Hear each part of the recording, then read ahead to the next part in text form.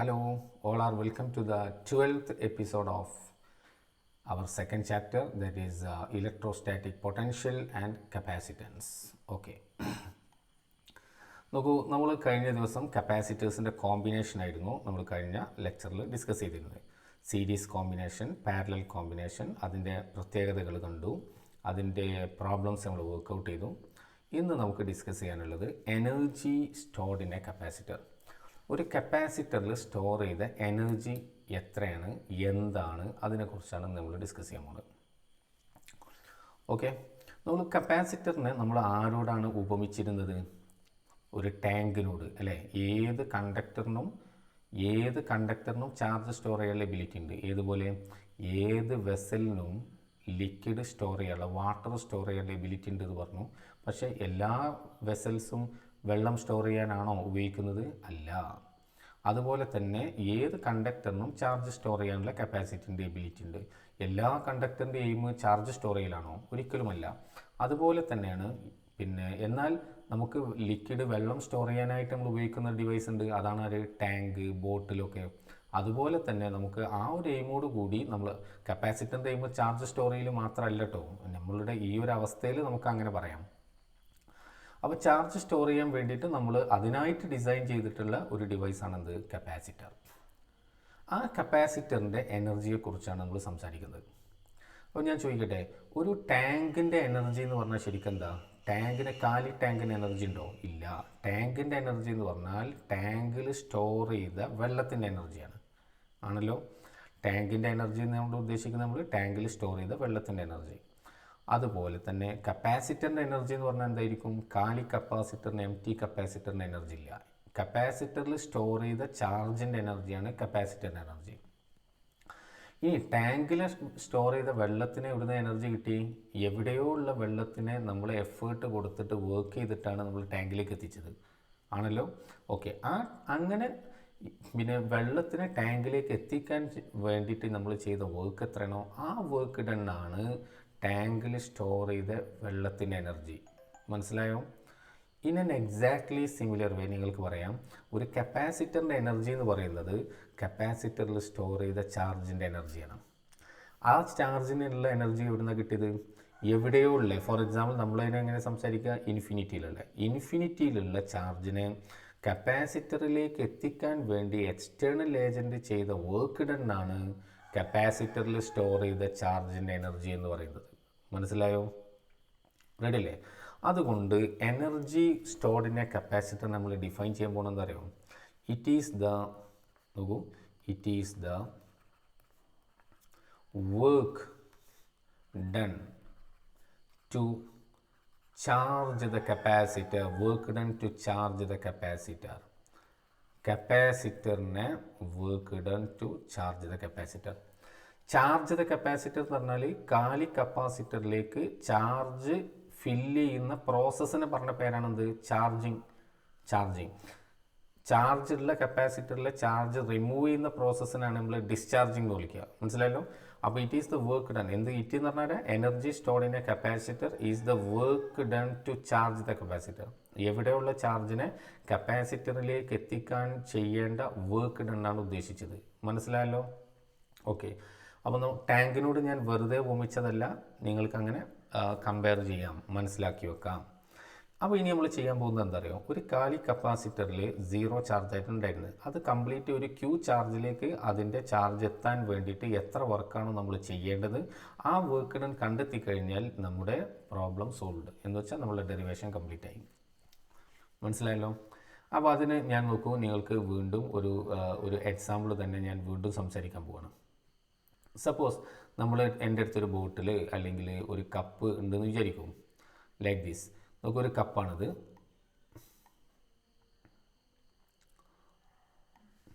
നോക്കൂ, ഈ ബോട്ടിലേക്ക് ഞാൻ ഇങ്ങനെ വെള്ളം ഒഴിക്കുന്നതനുസരിച്ച് നിങ്ങൾക്കറിയാം ഇതിൻ്റെ ലെവലിങ്ങനെ കൂടി വരില്ലേ? ഇത് ലെവലിങ്ങനെ കൂടി വരാൻ ഒന്നായിട്ട് കമഴ്ത്തല്ല വെള്ളം. ഞാൻ അങ്ങനെ ഗ്രാജുവൽ ഫില്ലിങ്ങാണ്. നല്ലോണം ശ്രദ്ധിക്കണം കേട്ടോ. ഗ്രാജുവൽ ഫില്ലിംഗ് ആണ് ചെയ്തുകൊണ്ടിരിക്കുന്നത്. അങ്ങനെ ഫില്ല് ചെയ്തുകൊണ്ടേയിരിക്കുക, ഗ്രാജുവൽ ഫില്ലിംഗ്. അങ്ങനെ ഫില്ല് ചെയ്യുന്ന സമയത്ത് ശ്രദ്ധിക്കണം. ഡ്യൂറിങ് ഫില്ലിംഗ് ഞാൻ അങ്ങനെ ഫില്ല് ചെയ്യുന്ന സമയത്ത് എൻ്റെ ഫ്രണ്ട് വന്നിട്ട് എന്ത് ചെയ്യും? ആ ബോട്ടിൽ പിടിച്ചിട്ട് ഒരൊറ്റ വലി ഇങ്ങോട്ട് മാറ്റി. ഞാൻ അങ്ങനെ ഗ്രാജുവൽ ഫില്ലിംഗ് ആണ്, ഒന്നായിട്ട് കമഴ്ത്തില്ല, ഗ്രാജുവൽ ഫില്ലിംഗ്. അപ്പോൾ വന്നിട്ട് ഇങ്ങനെ മാറ്റുന്ന സമയത്ത് ആ സമയത്ത് ഇതിന് സേർട്ടൺ ലെവൽ ഓഫ് വാട്ടർ ആവൂലേ ഇതിലുണ്ടാവുക, സേർട്ടൺ ലെവൽ ഉണ്ടാവും. മാത്രമല്ല സേർട്ടൺ ക്വാണ്ടിറ്റി ആയിരിക്കും ആ സമയത്ത് ഇത് ഉണ്ടാവുക, ശരിയല്ലേ?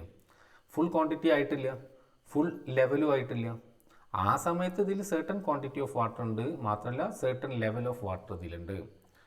ഞാൻ ഈ പറഞ്ഞ കമ്പാരിസൺ ഇപ്പം ഈ ഒരു എക്സാമ്പിൾ ഒക്കെ മനസ്സിലായല്ലോ. ഇനി നോക്കൂ, ഇതുപോലെ തന്നെ ഒരു കപ്പാസിറ്ററിൽ ഇനീഷ്യലി ഉണ്ടായിരുന്നത് 0 ചാർജാണെന്ന് കരുതും. കപ്പാസിറ്ററിൽ ഇനീഷ്യലി ഉള്ളത് 0 ചാർജ്. അപ്പോൾ 0 ചാർജ് ഉണ്ടായിരുന്നത് ഞാൻ 0യിൽ നിന്ന് അതിൻ്റെ ചാർജ് ക്യാപിറ്റൽ ക്യൂയിലേക്ക് എത്തിക്കാൻ പോവാം.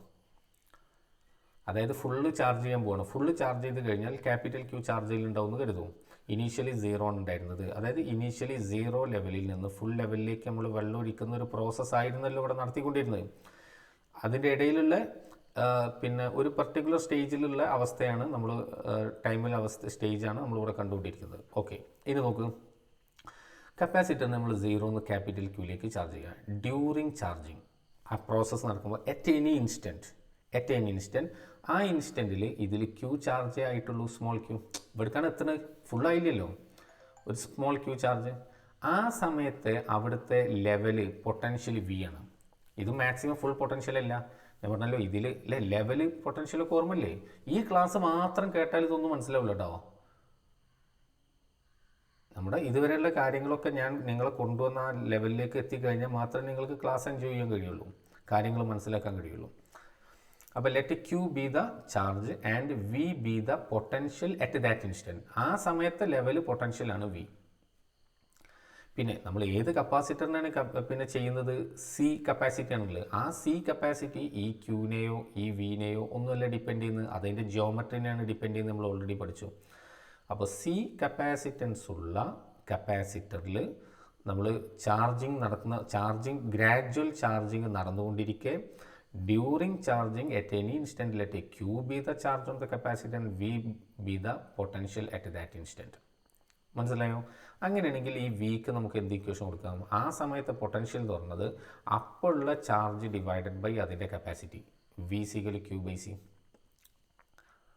പൊട്ടൻഷ്യലിൻ്റെ ഡെഫിനേഷനൊക്കെ ഓർമ്മ ഉണ്ടല്ലോ അല്ലേ? എന്താ potential definition? It is the work done to bring unit positive test charge from infinity to that point. Okay, ഇപ്പോൾ നമ്മുടെ കപ്പാസിറ്ററിൽ ഈ ക്യൂ ചാർജല്ലേ.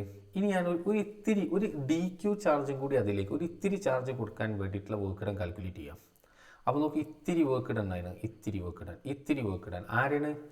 ഇപ്പോൾ ഇത്ര ലെവലിലേക്ക് ഇത്തിരിയും കൂടി വെള്ളം ഒഴിക്കാൻ വേണ്ടിയിട്ടുള്ളത്. ആ ഇത്തിരി ചാർജിനെ ഡി ക്യൂ എന്ന് കൊടുത്ത് ഡി ക്യൂ രണ്ട് രൂപത്തിൽ ഇത് നമുക്ക് ചെയ്യാം. നോക്കൂ, ഡി ക്യൂ. അപ്പോൾ അതിന് വേണ്ട work done d W is equal to ഞാൻ എന്താ എഴുതുന്നത് അറിയാം? V d Q. എന്താ? ആദ്യം നമുക്ക് കൺസെപ്റ്റിൽ പോവാം, മാത്തമാറ്റിക്സ് അവിടെ കേട്ടെ. കൺസെപ്റ്റ് എന്താണ്? ഡി ക്യൂ ചാർജിനാണ് എനിക്ക് ഇനി കപ്പാസിറ്ററിലേക്ക് കൊണ്ടുവരാനുള്ളത്, ഇൻഫിനിറ്റി കൊണ്ടുവരാനുള്ളത്. അതിന് ഇതെന്താ സാധനം? ഇത് പൊട്ടൻഷ്യൽ എന്താ? ഇൻഫിനിറ്റിയിൽ നിന്ന് ഒരു യൂണിറ്റ് പോസിറ്റീവ് ടെസ്റ്റ് ചാർജിനെ കൊണ്ടുവരാനുള്ള വർക്ക് ഡൺ ആണ് വി. അപ്പോൾ ഡി ക്യൂ ചാർജിനെ കൊണ്ടുവരാനുള്ള ഒരാളെ കൊണ്ടുവരാനുള്ള വർക്ക് ഡൺ കിട്ടിക്കഴിഞ്ഞാൽ ഡി ക്യൂനെ കൊണ്ടുവരാൻ എന്താ? വി ഡി ക്യൂ കഴിഞ്ഞു. അതാണ് കൺസെപ്റ്റ് മനസ്സിലായോ? യൂണിറ്റ് പോസിറ്റീവ് ചാർജിനെ കൊണ്ടുവരാനുള്ള വർക്ക് ഡൺ ആണിത്. അപ്പോൾ ഡി ക്യൂ ചാർജിനെ കൊണ്ടുവരാൻ ഇൻറ്റു ഡി ക്യൂ. ഇനി that is equal to that V ആരാ? Q by C D Q. ഇനി മാത്തമാറ്റിക്കലിയോ, അത് ഞാൻ ഓൾറെഡി പറഞ്ഞിട്ടുണ്ട്, മാത്തമാറ്റിക്കലി നമുക്ക് വർക്ക് ഡണ്ണിൻ്റെ ഇക്വേഷൻ എന്താ? Charge into potential difference. ആ നിലക്കും ഇത് ഓക്കെയാണ്. അപ്പോൾ ഈ സ്റ്റെപ്പ് മനസ്സിലായല്ലോ? മനസ്സിലായി. ഞാൻ എന്താ ചെയ്യുന്നത്? ഇത്തിരി ചാർജ് കൊണ്ടുവരാനുള്ള വർക്ക് ഡൺ ആണ് നമ്മൾ കാൽക്കുലേറ്റ് ചെയ്ത് പോകും. ഇനി നമുക്ക് വേണ്ടത് ഇത്തിരി അല്ല, ഒത്തിരി ചാർജ് എന്ന് വെച്ചാൽ 0 ക്യാപിറ്റൽ ക്യൂയിലേക്കാണ് എത്തേണ്ടത്. അപ്പോൾ അതിനെന്ത് ചെയ്താൽ മതി? ഇത്തിരി വർക്ക് ഡൺ കിട്ടിക്കഴിഞ്ഞെങ്കിൽ ഒത്തിരി കിട്ടാൻ അതിനെന്ത് ചെയ്താൽ ഇൻറ്റഗ്രേറ്റ് ചെയ്താൽ മതി. You got it? അപ്പോൾ ഇൻറ്റഗ്രേഷൻ നോക്കൂ, ഇൻറ്റഗ്രേഷനിലേക്ക് പോവാണ്. W is equal to total work done ആണ്. ഇൻറ്റഗ്രൽ എവിടെ? Q is equal to initially ഉള്ള charge 0 to Q is equal to capital ക്യൂയിലേക്ക്. ആര്? ഡി ഡബ്ല്യുവിനെ. ഡി ഡബ്ല്യു ആരാ? D W Q by C D Q. മനസ്സിലായോ? നമ്മൾ അതിനെ ഇൻറ്റഗ്രേറ്റ് ചെയ്യാൻ പോവാം. അതിനെ ഇൻറ്റഗ്രേറ്റ് ചെയ്യാണ്. W is equal to with respect to Q ആണ് ഇൻറ്റഗ്രേറ്റ് ചെയ്യുന്നത് കണ്ടോ, വിത്ത് റെസ്പെക്ട്. അപ്പോൾ ക്യൂ അല്ലാത്ത ഇവിടുത്തെ ടേം ഒക്കെ എന്താ കോൺസ്റ്റൻ്റ് ആക്കി എടുക്കുക. അപ്പോൾ 1/c നമ്മൾ ഇൻറ്റഗ്രലിൻ്റെ പുറത്തെടുത്ത്. ഇനി ഇൻറ്റഗ്രൽ 0 to ക്യാപിറ്റൽ ക്യൂ, കാരണം ഇവിടെ സ്മോൾ ക്യൂ ആണെങ്കിൽ ഡി ക്യൂ ആണെങ്കിൽ പിന്നെ ഇത് ക്യൂ ഈക്വൽ ടു ആണെന്നുള്ള അണ്ടർസ്റ്റുഡ് ആണ്. അപ്പോൾ Q D Q that is equal to 1/c into integral Q D Q എന്നാ, ക്യൂ ഡി ക്യൂ. നോക്കൂ, നമുക്കറിയാം integral X raise to N D X എന്താ, X raise to N plus 1. നമ്മൾ plus 1 നമ്മൾ ചെയ്ത തെർമോഡൈനാമിക്സിലൊക്കെ ഡിവൈഡഡ് ബൈ എൻ പ്ലസ് 1 ആണല്ലോ. അപ്പോൾ ഇവിടെ ക്യൂ റേസ് ടു 1 ആണ്. അപ്പോൾ എന്താ ക്യൂ റേസ് ടു 1 പ്ലസ് 1 എത്ര 2 Q square divided by 1 plus 1 N plus 1 എത്ര 2. പിന്നെ നമുക്ക് limit 0 capital Q that is equal to again 2നെയും കൂടെ നമ്മൾ പുറത്തെടുത്ത്. അപ്പോൾ 1/2c 1/2c. ഇനി നോക്ക്, ആദ്യം നമ്മൾ അപ്പർ ലിമിറ്റ് കൊടുക്കുക. ക്യൂവിന് അപ്പർ ലിമിറ്റ് അതാരാ, ആദ്യം upper limit minus lower limit അല്ലേ. അപ്പോൾ ഈ ക്യൂവിലോടുത്ത് capital Q Q square minus ഈ ക്യൂവിലോടുത്ത് ലോവർ ലിമിറ്റ് ആയത്ര 0 square that is equal to 1/2 Q square by C എന്ന് കിട്ടി. ഇതാണ് എന്ത് total work done. Total work done കിട്ടി. എന്താണ് വർക്ക് ഡൺ നോക്കൂ, work done to charge the capacitor is the energy of the capacitor. അപ്പോൾ energy of the കപ്പാസിറ്ററിന് ഞാൻ ഈ വർക്ക് ഡൺ ആണ് എനർജി ആയിട്ട് സ്റ്റോർ ചെയ്ത് അതിനെ യു എന്നുള്ള സിമ്പിൾ കൊടുക്കാണ്. അപ്പോൾ U is equal to half Q square divided by C. അപ്പോൾ എനർജി ഓഫ് എ കപ്പാസിറ്ററിൻ്റെ ഇക്വേഷൻ നമുക്ക് കിട്ടിക്കഴിഞ്ഞു. U is equal to half Q square by C. എല്ലാവർക്കും മനസ്സിലായോ ഡെറിവേഷൻ? സിമ്പിൾ ഡെറിവേഷൻ അല്ലേ, ശരിക്കും എൻജോയ് ചെയ്ത് നിങ്ങൾക്ക് പഠിക്കാൻ പറ്റുന്ന ഡെറിവേഷനാണ്. അപ്പോൾ അതിന് മുമ്പ് പറഞ്ഞ കാര്യങ്ങളൊക്കെ മനസ്സിലായ കുട്ടികൾക്ക് അത് എൻജോയ് ചെയ്ത് പഠിക്കാം, ഒരു സംശയമില്ല, നോ ഡൗട്ട്.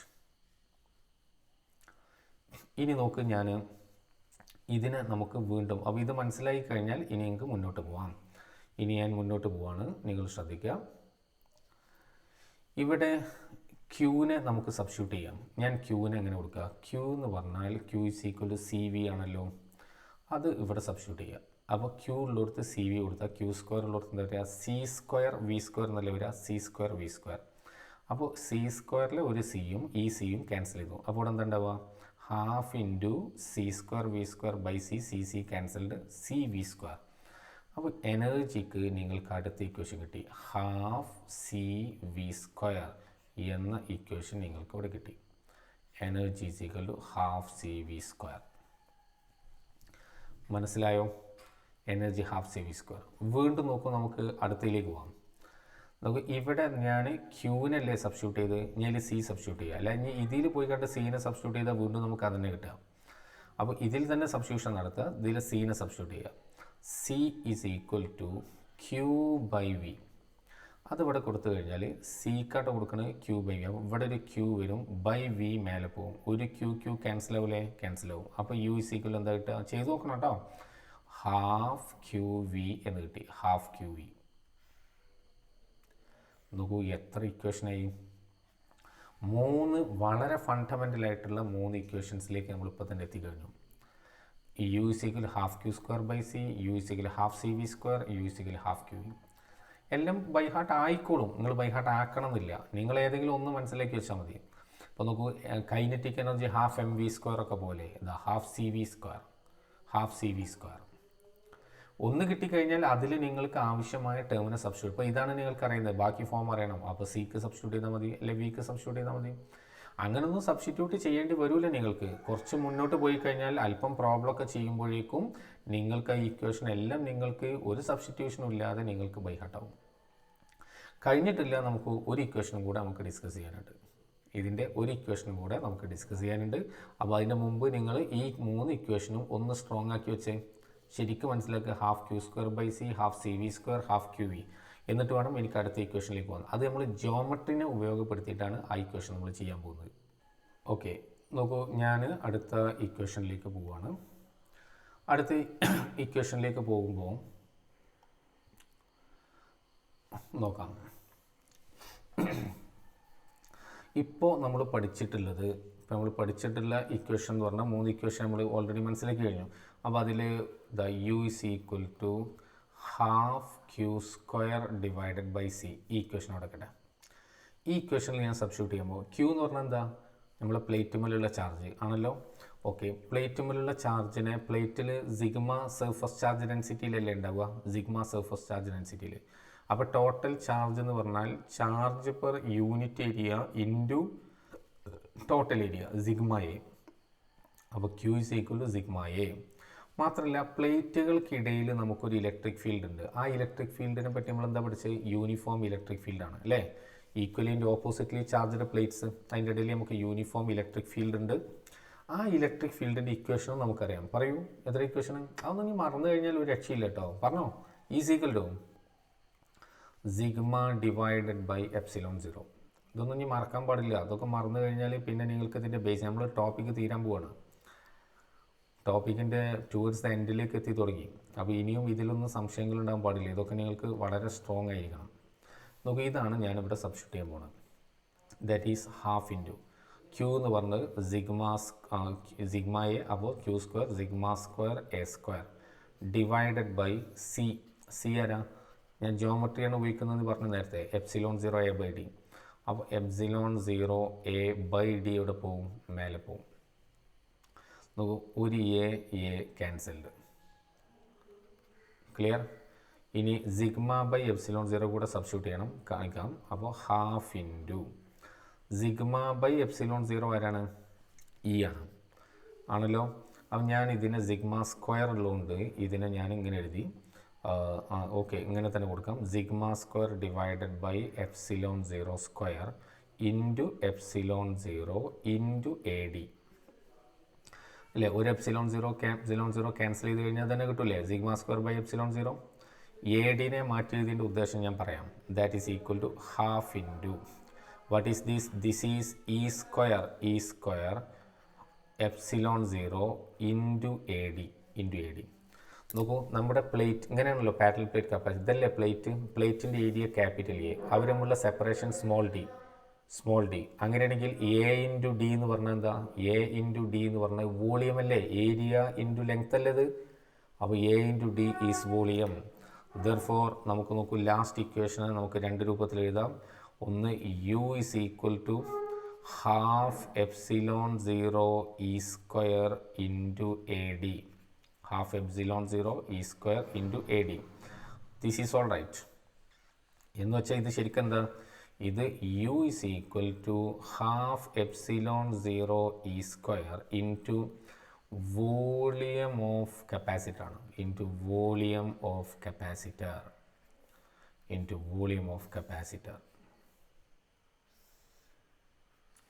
ക്ലിയർ ആണല്ലോ, ഇൻറ്റു വോളിയം ഓഫ് കപ്പാസിറ്റർ. കഴിഞ്ഞിട്ടില്ല. ഇനി നമുക്ക് വീണ്ടും ഇതിനെ നമുക്ക് എന്ത് ചെയ്യാം, നമുക്കൊരു പുതിയൊരു ടേമും കൂടി ഞാൻ ഇൻട്രൊഡ്യൂസ് ചെയ്യാൻ പോവാണ്. ഒരു പുതിയ term, that is nothing but energy density. അതോടുകൂടി നമുക്ക് എനർജി കഴിയാൻ പോവാണ്. Energy density of A capacitor. Energy density അത് നമ്മൾ സ്മോൾ ലെറ്റർ യു എന്നാണ് കൊടുക്കാൻ പോകുന്നത്. അപ്പോൾ സ്വാഭാവികമായിട്ടും എനർജി ഡെൻസിറ്റി എന്ന് പറഞ്ഞാൽ എന്താ, എനർജി പെർ യൂണിറ്റ് വോളിയം. എന്ന് വെച്ചാൽ total energy divided by total volume. That is equal to, നോക്കൂ, ടോട്ടൽ എനർജി ഇതാണ്, ഡിവൈഡഡ് ബൈ വോളിയം കൊടുത്താൽ എന്താ കിട്ടുക. അപ്പോൾ വോളിയം ക്യാൻസൽ ചെയ്യും, ഹാഫ് എപ്സിലോൺ 0 ഇ സ്ക്വയർ. അപ്പോൾ energy density is equal to half epsilon 0 E square. This is what is called energy density. മനസ്സിലായോ? Clear അല്ലേ? നോക്കൂ, ദാറ്റ്സ് ആൾ അബൌട്ട്. അപ്പോൾ എനർജിക്ക് നമ്മൾ ഒരുപാട് ഇക്വേഷൻസ് പഠിച്ചിട്ടുണ്ട്. 4 ഇക്വേഷൻസ് നമ്മൾ എനർജിക്ക് പഠിച്ചു. Half Q square by C, half C V square, half Q V, half epsilon 0 E square into A D or volume of the conductor. Energy density, energy per unit volume of the capacitor. Total energy divided by total volume, which is equal to half epsilon 0 E square, where E is the electric field between the plates of the capacitor. Yes, നമുക്ക് അടുത്ത പോയിന്റിലേക്ക് പോവാം. നമുക്ക് concentration of charges over a surface of a conductor increases with increase in curvature. Pointed end has maximum charge concentration. പേടിക്കണ്ട, simple കാര്യമാണ്. നോക്കൂ, ഒരു കണ്ടക്ടറിന് നമ്മൾ ചാർജ് കൊടുത്താൽ ആ ചാർജ് കണ്ടക്ടറിൻ്റെ സർഫസിൽ എല്ലാ ഭാഗത്തും ഒരുപോലെയല്ല ഡിസ്ട്രിബ്യൂട്ട് ചെയ്യുന്നത്. പകരം അവിടെ ഡിസ്ട്രിബ്യൂഷൻ നോക്കൂ, സർഫസ് ചാർജ് ഡെൻസിറ്റി സിഗ്മ എന്ന് പറഞ്ഞാൽ Q/A എന്നല്ലേ. അപ്പോൾ സ്ഫെരിക്കൽ ബോഡിയാണ് 4πr² എന്ന് കിട്ടുക ആണല്ലോ. ഏതിനെ നമുക്ക് സ്ഫെരിക്കലാക്കാം. അപ്പോൾ ഈ ഷാർപ്പാണെങ്കിൽ തന്നെ ഇതിലേക്ക് ഇങ്ങനെ മൈക്രോസ്കോപ്പിക്കലി കൊണ്ടുവന്നാൽ ഇവിടെ ഇങ്ങനെ ഒരു കർവേച്ചറല്ലേ ഉണ്ടാവുക അല്ലേ. ഇവിടെ ഒരു കർവാണല്ലോ അത്, ഈ ഭാഗത്ത് ഇതൊരു കർവല്ലേ. അപ്പോൾ ഓക്കെ എന്ന് വെച്ചാൽ ഇവിടെ നമുക്ക് മനസ്സിലാക്കാം സിഗ്മ പ്രൊപ്പോർഷണൽ ടു 1/r² ആണ്. റേഡിയസ് ചെറുതാവുന്നതിനനുസരിച്ചിട്ട് സിഗ്മ കൂടും. റേഡിയസ് പറഞ്ഞാൽ ഇവിടുന്ന് ഉള്ളിൽ നിന്നാണ് നോക്കുക, കർവേച്ചർ കഴിയുമ്പോൾ നമ്മൾ ഇവിടുന്ന് പുറത്തുനിന്ന് പറയാം. അപ്പം നല്ല കർവേച്ചർ അത് എന്ന് വെച്ചാൽ ചെറിയ റേഡിയസ് ആണ് അല്ലേ, ചെറിയ റേഡിയസ് ആണ്, വളരെ ചെറിയ റേഡിയസ്. അപ്പോൾ റേഡിയസ് കുറയുന്നതനുസരിച്ച് ചാർജ് കോൺസെൻട്രേഷൻ കൂടും. അതാണ് ഈ ഫസ്റ്റ് പറഞ്ഞത്. Concentration of charges over the surface of A conductor increases with increase in curvature എന്ന് പറഞ്ഞാൽ ഇവിടെ നല്ല കർവേച്ചറാണ്, അപ്പോഴാണ് റേഡിയസ് കുറഞ്ഞത് അല്ലേ. നോക്ക്, ഇത് പ്ലെയിന്, ഇതിങ്ങനെ വളയാറിനത് ഇങ്ങനെ കർവേച്ചർ കൂടുക, കർവേച്ചർ ഇങ്ങനെ കൂടുന്നതനുസരിച്ച് ഉള്ളിൽ റേഡിയസ് കുറയാണ്. മനസ്സിലായില്ലേ? ഓക്കെ. അപ്പോൾ റേഡിയസ് ഓഫ് കർവേച്ചർ അല്ല, കർവേച്ചർ പറഞ്ഞ് റേഡിയസ് കൂടുന്നതനുസരിച്ച് കോൺസെൻട്രേഷൻ കുറയും, അല്ല കൂടും. റേഡിയസ് കുറയുന്നതിനനുസരിച്ച് കോൺസെൻട്രേഷൻ കൂടും. അപ്പോൾ ഞാൻ ചോദിക്കട്ടെ, ഇതിപ്പോൾ ഈ ഷേപ്പ് ഉണ്ടല്ലോ ഞാൻ ഇവിടെ കൊടുത്ത്, അപ്പോൾ പോയിൻറ്റഡ് എൻഡിലാണല്ലോ ഏറ്റവും കുറവ് റേഡിയസ് ഉണ്ടാവും, അപ്പോൾ അവിടെ നല്ല ചാർജ് ഉണ്ടാവും. ഇനി ഈ ഷേപ്പ് ഏതുപോലെ അറിയാം, ഇത് കണ്ടിട്ട് നിങ്ങൾക്കൊരു ടോപ്പ് പമ്പരം പോലെ തോന്നരുത്, പമ്പരല്ലത്, മറിച്ച് ഇത് നമ്മൾ കേക്ക് ഇല്ലേ, കേക്കൊക്കെ കട്ട് ചെയ്ത പോലെ.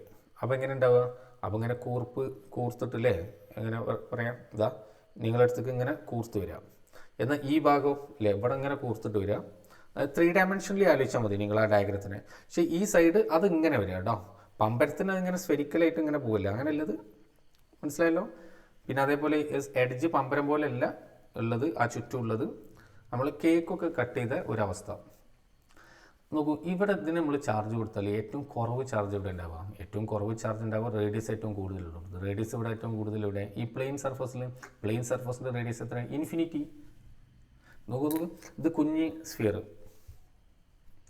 അതിനെ അങ്ങനെ റേഡിയസ് ഇങ്ങനെ കൂട്ടുക കേട്ടോ, വലുതാണെന്ന് വെച്ചാൽ റേഡിയസ് ഇങ്ങനെ കൂടുക കണ്ടോ. വലിയ സ്ഫിയറായി അവസാനം ഇങ്ങനെ ആക്കിയാലോ ഇതെവിടെ കർവ് ചെയ്യാം? ഇൻഫിനിറ്റിയിൽ. അപ്പോൾ പ്ലെയിൻ സർഫസിൻ്റെ റേഡിയസ് പറഞ്ഞാൽ നമ്മൾ എത്ര എടുക്കുക? ഇൻഫിനിറ്റി. അപ്പോൾ ഏറ്റവും കുറവ് ചാർജ് ഇവിടെ ഉണ്ടാകുക ഇവിടെ. അപ്പോൾ നോക്കും, ഞാൻ ഇവിടെ ഇങ്ങനെ പോസിറ്റീവ് ചാർജ് കൊടുക്കണ്ടോ, നല്ല സെപ്പറേഷനിൽ ഇട്ടിട്ട് പോസിറ്റീവ് ചാർജ് ഇവിടെ ഡിസ്ട്രിബ്യൂട്ട് ചെയ്ത്.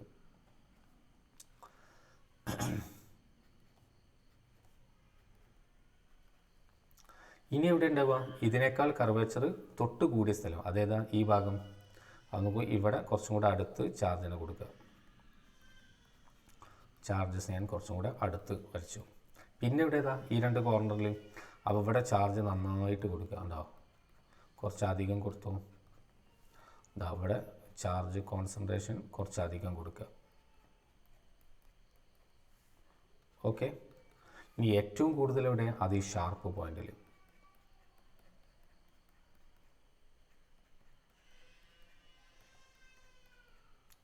മനസ്സിലായോ? അങ്ങനെയാണെങ്കിൽ നോക്കൂ, ഞാനിതിന് ഈ സ്ഥലത്തിനൊക്കെ ഞാനൊരു പേരിടാൻ പോവാണ്. ഇതിനെ ഞാൻ 1 എന്ന് പേരിട്ടു. ഇതാ ഈ കൂർത്ത ഭാഗത്തിന് 1 കാണുന്നുണ്ടോ? ഇല്ലല്ലേ? 1. അത് ഇത് 1. നോക്കൂ, ഇത് 2, ഇത് 3, ഈ ഭാഗം 4, ഇത് 5, ഇത് 6. അങ്ങനെയാണെങ്കിൽ നമുക്ക് എന്ത് എഴുതാം? നമുക്ക് ഈ ഷേപ്പ് കണ്ടു കഴിഞ്ഞാൽ നമുക്ക് എഴുതാം. ഈ ഡയഗ്രാം ഞാൻ അതൊന്ന് പറയാം. ഈ ഡയഗ്രാം നിങ്ങൾ ടെക്സ്റ്റ് ബുക്കിൽ കാണില്ല. ഈ ഡയഗ്രാം ഞാൻ എവിടെ നിന്ന് എടുക്കുന്നത് അറിയോ? ഇത് 8ാം ക്ലാസ്സിലെ കേരള സിലബസ് 8th സ്റ്റാൻഡേർഡിലെ ടെക്സ്റ്റ് ബുക്കിലെ ഡയഗ്രാം. ഈ ഡയഗ്രത്തിൻ്റെ പ്രസക്തി കേൾക്കണം. ഡയഗ്രാം അത്ര സിമ്പിളല്ല എന്ന് നിങ്ങൾക്ക് മനസ്സിലാകാൻ വേണ്ടിയിട്ട് ഇതും കൂടി പറഞ്ഞുതരാം. ഇതേ ഡയഗ്രാം വെച്ചിട്ട് എൻട്രൻസ് എക്സാമിന് വരെ ക്വസ്റ്റ്യൻ ചോദിച്ചിട്ടുണ്ട്. എന്തെന്നറിയാം? 2008 കേരള മെഡിക്കൽ എൻട്രൻസ് എക്സാം നോക്കിക്കഴിഞ്ഞാൽ you can see the question. അപ്പോൾ ഫൈനലി നമ്മുടെ കൺക്ലൂഷൻ നമുക്ക് എങ്ങനെ എഴുതാം? Sigma 1 greater than sigma 2 equal to sigma 3 which is greater than sigma 4 അല്ലേ? Which is greater than sigma 5 equal to sigma 6. ഇനി നിങ്ങൾക്ക് ഈ ഡയഗ്രവും ഈ പോയിന്റും നിങ്ങൾ നോക്കിക്കോ, പഠിച്ചോ. എനിക്ക് പറയാനുള്ളതൊക്കെ കഴിഞ്ഞു, വേറെ അതിലൊന്നും മനസ്സിലാക്കാനില്ല. നമ്മൾ അടുത്ത പോയിന്റിലേക്ക് പോവാണ്. പാർട്ടിക്കിൾസ് ഓഫ് എയർ, ഇതൊരു നോട്ടാണ്, ഈ പോയിന്റ് ശ്രദ്ധിക്കുക. Particles of air coming in contact with charged sharp ends get similarly charged and are repelled away. Thus, an electric wind setup which takes away the charge continuously from pointed ends of the conductor. This is called action of sharp points or corona discharge എന്നാണ് നമ്മളിതിന് പറയാം. Corona discharge കണ്ടുപിടിക്കേണ്ടത് വളരെ simple കാര്യമാണ്, ഒരാളും tension ആവണ്ട. ഞാൻ പറയാം. ഇപ്പം നോക്കൂ, ഇവിടെ ഒരു ഷാർപ്പ് പോയിൻ്റ് ഉണ്ട്, ചാർജിലാണ്. അപ്പോൾ സ്വാഭാവികമായിട്ടും ഇവിടെ ചാർജ് കൂടുതലുണ്ടാവും.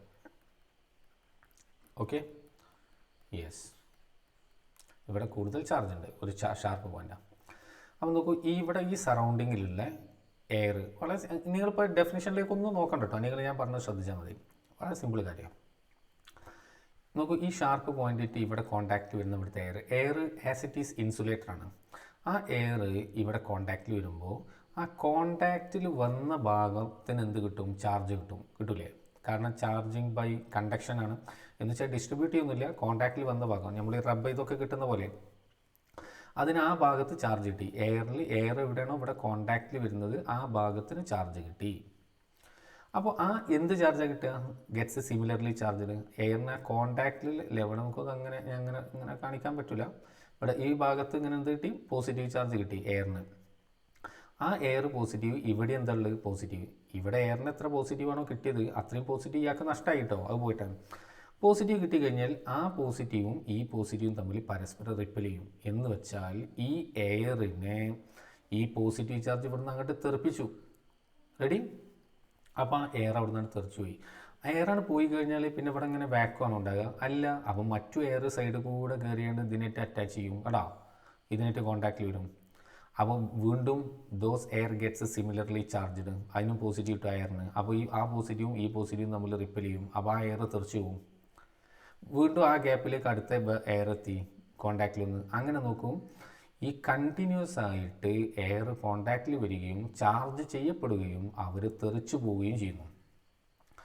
അപ്പോൾ നമുക്ക് ഈ സെൻറ്റൻസ് നോക്ക്. Particles of air coming in contact with charged sharp ends കണ്ടോ, ഗെറ്റ് സിമിലർലി ചാർജ്ഡ്. ഇവിടുത്തെ അതേ ചാർജിന് അയാൾക്ക് കിട്ടുന്നു. ആൻഡ് ആർ റിപ്പൽഡ് അവേ, അവർ തെറിച്ചു പോകുന്നു, റിപ്പൽ ചെയ്യപ്പെടുന്നു. ഇനി അപ്പോൾ ഈ റിപ്പൽ ചെയ്യപ്പെടുന്ന എയറിനൊരു പ്രത്യേകത ഉണ്ട്. റിപ്പൽ ചെയ്യപ്പെടുന്ന എയറിൻ്റെ പ്രത്യേകത എന്താ?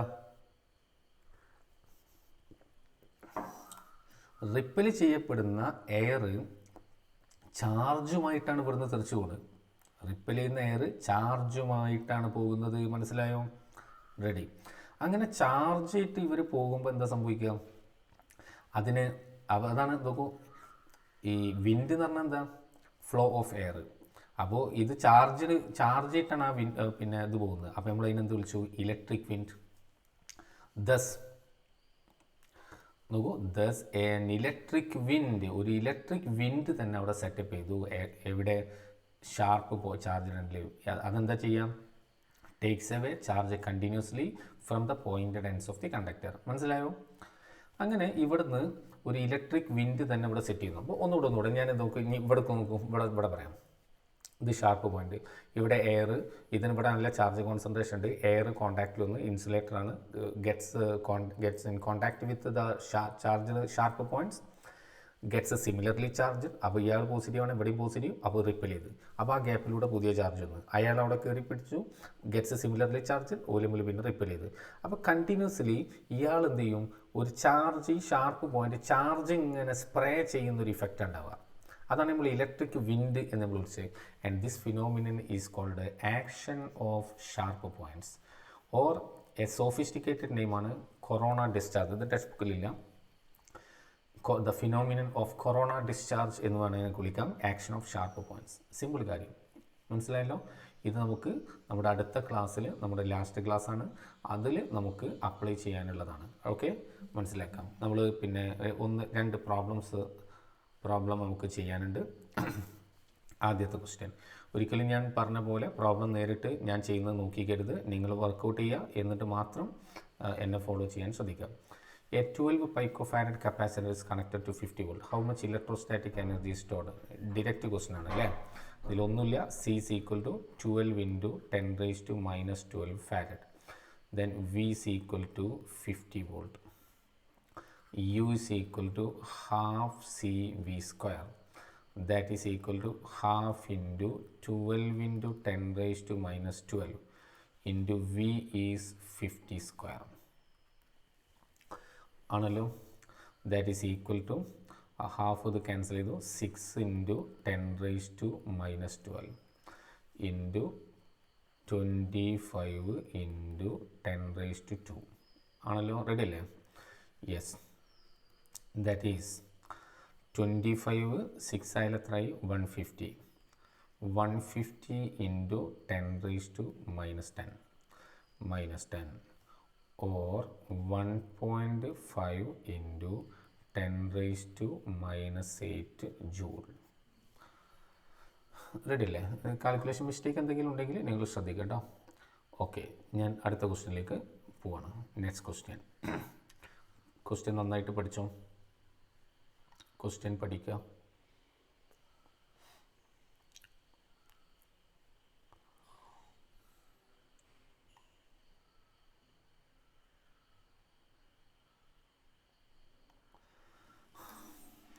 പഠിച്ചില്ലേ?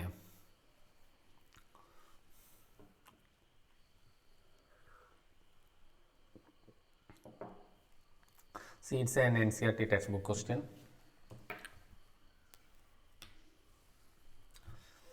NCERT textbook solved example ആണ് കേട്ടോ. സിമിലർ ക്വസ്റ്റ്യൻ ടെക്സ്റ്റ് ബുക്കിൻ്റെ എക്സസൈസിലുണ്ട്. നോക്കാം. 900 picofarad capacitor is charged to 100 volt. How much electrostatic energy stored? അതാണ് ഫസ്റ്റ് ഡയഗ്രം തന്നിട്ടുള്ളത് കേട്ടോ. ഫസ്റ്റ് ഡയഗ്രം ഇത് ചെയ്യാൻ ഒരു പ്രയാസമില്ല. നമ്മൾ നേരത്തെ ചെയ്ത പോലെ വളരെ സിമ്പിൾ. സി തന്നിട്ടുണ്ട്, വി തന്നിട്ടുണ്ട്. അപ്പം നമുക്ക് ഞാൻ ഇവിടെ തന്നെ ചെയ്യാൻ പോവാണ്. U is equal to half C V square. That is equal to half into C എത്ര 900 into 10 raise to minus 12 into V എത്ര 100. അപ്പോൾ വി സ്ക്വയർ ആണ്. 100 പറഞ്ഞാൽ 10 സ്ക്വയർ. അപ്പോൾ 10 റേസ് ടു 4 ആയിട്ട് സ്ക്വയർ ചെയ്യുമ്പോൾ ആയി. ദാറ്റ് ഈസ് ഈക്വൽ ടു 900ൻ്റെ ഹാഫ് 450. അപ്പോൾ ഞാൻ നോക്കൂ, ഇങ്ങനെ എഴുതാം 4.5 ഇൻറ്റു 10 റേസ് ടു. അപ്പോൾ ഇവിടെ തന്നെ 2 ഡെസിമൽ ഇങ്ങോട്ട് എടുത്തിട്ടുണ്ട്. അപ്പോൾ ഇവിടെ എന്തായി 10 മൈനസ് 10 ആയി. മൈനസ് 10ഉം 4ഉം മൈനസ് 6 ജൂൾ. ഫസ്റ്റ് പാർട്ടിൻ്റെ ആൻസറായി 4.5 into 10 raise to minus 6 joule. Okay, ഇനി എന്താ സെക്കൻഡ്? അപ്പോൾ ഇത് സിമ്പിൾ ക്വസ്റ്റ്യൻ. അത് നോക്ക്. The capacitor is disconnected from the battery. Figure ചെയ്യാനെ പറ്റിയാൽ പറഞ്ഞാൽ ഈ ഫിഗറിൽ ഈ ബാറ്ററിയിൽ നിന്ന് ഇത് ഡിസ്കണക്ട് ചെയ്ത്, എന്നിട്ടോ ബാറ്ററിയിൽ നിന്ന് ഒഴിവാക്കിയിട്ട് എന്നിട്ട് another connected to another 900 picofarad capacitor. Okay, എന്ന് വെച്ചാൽ അതിൽ ചാർജ് ഉള്ളത് പറഞ്ഞില്ല. എന്ന് വെച്ചാൽ ഇയാളെന്താണ് അൺചാർജ്ഡ് ആണ്. അപ്പോൾ ഇതാണ് നമ്മുടെ ആ കപ്പാസിറ്റർ. അതിന് വേറൊരു 900 picofarad ചാർജ് ഇല്ലാത്ത കപ്പാസിറ്ററായിട്ട് കണക്ട് ചെയ്തു. What is the electrostatic energy stored by the system? ഇതിലുള്ള അപ്പോൾ എനർജി എത്രയെന്നാണ് ചോദ്യം. ഓക്കെ, അപ്പോൾ അത് മനസ്സിലാവണമെങ്കിൽ നമുക്ക് ആദ്യം അറിയേണ്ട ഒരു പോയിൻ്റ്, ഫസ്റ്റ് പോയിൻ്റ് എന്ന് പറയുന്നത്, ഇത് ഞാൻ നിങ്ങളോട് പറഞ്ഞിട്ടുണ്ട്, സെല്ലിട്ട് കണക്റ്റ് ചെയ്താലാണ് ഇത് ചാർജ് ചെയ്യപ്പെടുക. സെല്ല് ഓഫാക്കി കഴിഞ്ഞാൽ നമ്മൾ മോട്ടർ പമ്പ് ഓഫാക്കുന്ന പോലെയാണ്. പമ്പ് ഓഫാക്കിയിട്ട് പിന്നെ നമ്മൾ ടാങ്കിൻ്റെ വലിപ്പം കൂട്ടിയിട്ട് കാര്യമുണ്ടാവും? വെള്ളം കൂടുമോ? ഇല്ല. മനസ്സിലായല്ലോ? ഉള്ള വെള്ളം തന്നെയല്ലേ ഉണ്ടാവുള്ളൂ. അപ്പോൾ ഇവിടെ എത്ര ചാർജാണോ ഉള്ളത് ആ ചാർജിൻ്റെ ഇവിടെ ഉണ്ടാവുള്ളൂ. കാരണം അത് എംറ്റി കപ്പാസിറ്റർ അതിനായിട്ട് അറ്റാച്ച് ചെയ്താണ്. ഇവിടെ സെല്ലില്ല. പമ്പ് ഓൺ ആണെങ്കിൽ പിന്നെ കൂടുതൽ ചാർജ് കോൺസെൻട്രേറ്റ് ചെയ്യാനുള്ള ഓപ്ഷൻ അവിടെ വരുന്നുള്ളൂ.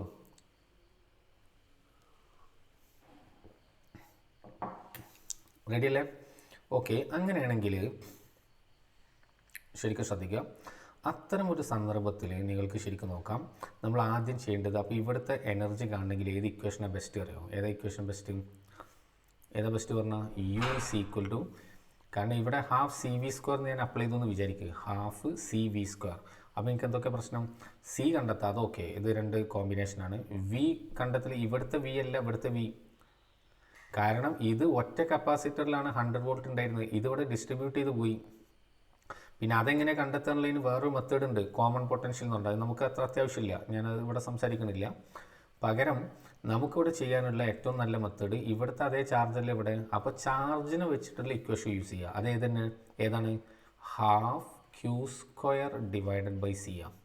അപ്പോൾ ഇവിടുത്തെ ചാർജ് കിട്ടിയാൽ ആ ചാർജ് തന്നെ ഇവിടെ ഉള്ളത്. ഓക്കെ, പിന്നെ ഇവിടുത്തെ പുതിയ കപ്പാസിറ്റി, മൊത്തം കപ്പാസിറ്റി കാൽക്കുലേറ്റ് ചെയ്ത് നമ്മൾ പ്രശ്നം കഴിഞ്ഞു. അപ്പോൾ അത് ചെയ്യണമെങ്കിൽ ആദ്യം നമ്മൾ നോക്കൂ, ഫിഗർ എയിലെ ചാർജ് കണ്ടെത്തണം. ഫിഗർ എയിലെ തന്നെ ചാർജ് കണ്ടെത്തണം.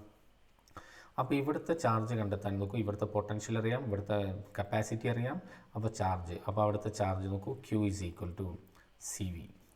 സി എത്ര 900 ഇൻറ്റു 10⁻⁻12 ഇൻറ്റു വി എത്ര 10 square. That is equal to 9 into 10⁻10 -8 coulomb. ഇനി നമുക്ക് ഇങ്ങോട്ട് പോകാം. നോക്കൂ, ഇവിടെ ഞാൻ പറഞ്ഞല്ലോ ഇത് കാലി കപ്പാസിറ്റർ ആണ്. അപ്പോൾ സ്വാഭാവികമായിട്ട് എന്താ സംഭവിക്കുക, ഇതിൻ്റെ പോസിറ്റീവ് നിന്ന് ഇങ്ങനെ പോസിറ്റീവ്, ആ പോസിറ്റീവാണിത്. ഇവിടുത്തെ നെഗറ്റീവ് നിന്ന് ഇങ്ങോട്ട് നെഗറ്റീവ് വരും, നെഗറ്റീവ്. എന്ത് കോമ്പിനേഷനാണ്? പാരലൽ കോമ്പിനേഷൻ അല്ലേ, പാരലൽ. Positive negative. അപ്പോൾ ഇവിടുത്തെ ഇഫക്റ്റീവ് കപ്പാസിറ്റി നമ്മൾ ആദ്യം കണ്ടെത്തുക. ഇവിടുത്തെ C effective equal to C1 + C2 ആണ്. ദാറ്റ് ഈസ് 900 + 900, അത്രയും picofarad. That is equal to 1800 picofarad. ഇനി നമുക്ക് ടോട്ടൽ എനർജി കണ്ടെത്താം പുതിയ സിസ്റ്റത്തിൻ്റെ. That is half Q square divided by C, which is equal to half into Q എത്ര 9 into 10⁻⁻8 the whole square divided by 1800 into 10⁻12. That is equal to നോക്കൂ, ഇവിടെ simple calculation ആണ്. ഇത് നമുക്ക് 81 അല്ലേ കിട്ടുന്നത്, 81 അപ്പോൾ into 81 into 10⁻16 divided by 18 into 10⁻10.